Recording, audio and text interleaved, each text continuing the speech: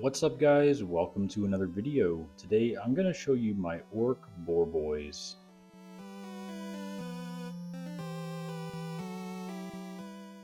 These guys aren't completely finished. I still need to do some touch-ups on the horns and add some grass tufts to the basing in true old world fashion, but I'm pretty happy with how these guys turned out so far.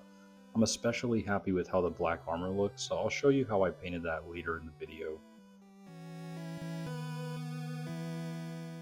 The experience of painting these guys was really fun. Each model has a ton of character and really pronounced features. They're all quite customizable as well with different weapon options. You can also customize their shoulder plates exactly how you want them. Each model has both skin and armor to paint, so I felt like I got some good practice painting different types of surfaces and textures on these guys.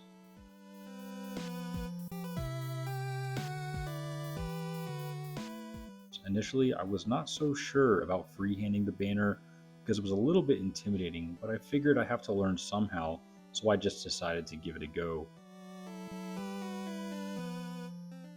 This was my first time freehanding with paint on pretty much anything. However, I do think that sketching with pencil helped me out quite a bit, so I'll talk about that a little bit. Last December, I started sketching regularly as a pastime, and I got into it because I wanted something else to do in my free time. After I tried drawing my first drawing, I realized that I enjoyed it almost as much as miniature painting. I think that this helped me a lot when trying to freehand this orc skull. It gave me some basic understanding of how to construct shapes and then fill in those shapes. I also learned shading and highlighting with paint felt way easier than shading and highlighting with pencil, probably because I spend so much time painting miniatures, and I'm sure it might be the same for many of you watching this video. At this point, I basically have a full sketchbook filled with random drawings. Many of them are not finished and a little bit wonky, but that's okay. I love them all.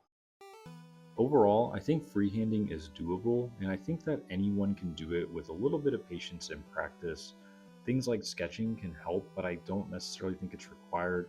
However, I will say that sketching is really fun, and I think it makes things like freehanding a little bit more approachable and less intimidating because of the practice. Anyways, that's enough talk about drawing. Now I'll show you how I painted the black armor. These are the paints I'm going to be using. I also use Stormhost Silver for the last step, which you'll see later. Step number one, I just mix black and that light blue color to create a nice gray color. Roll the brush on a paper towel, and I check the consistency. I'm going for something pretty thin, and then I just paint this on very carefully on the sections that I want to highlight. When painting this layer on, I'm making sure to leave a lot of the black still visible. I want the armor to be at least 50% black, if not more. Having more contrast is going to help later.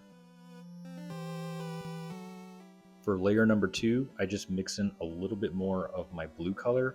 I've also watered this down quite a bit. You can see the consistency here on my fingernail. I want to be able to see the paint underneath this layer when I apply it. When applying this layer, I'm very quickly doing a rough sketch, but this time I'm painting within the previous sections, and you can see this is going to add a little bit brighter of a highlight for these areas.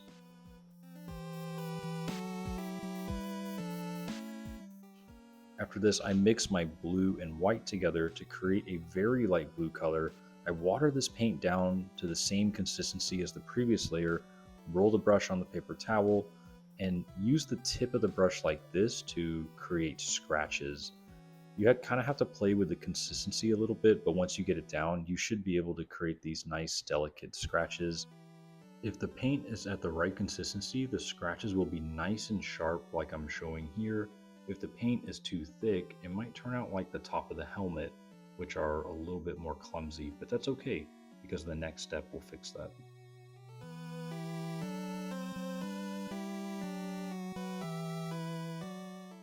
Next up, create a glaze using a black paint of your choice. I'm using Vallejo black here. You'll want to water this down to where you can see the paint underneath the layer and then glaze this onto the model. I'm starting my brushstroke in the bright section and ending in the dark section. This is going to smooth transitions between the black and blue areas. The scratches from the brightest layer are going to add in some nice texture into the armor as well, making it look a little bit more like metal.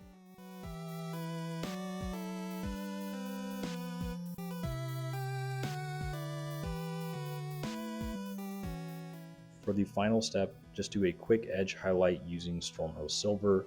For this, I'm using a pretty thin brush, and I'm just using this to catch all of the different edges on the armor. Because the armor has so many angles and edges, this step is going to really make these armor panels pop and really define the shape of the model, which is always great. And that's it for this video. I hope that you found it encouraging.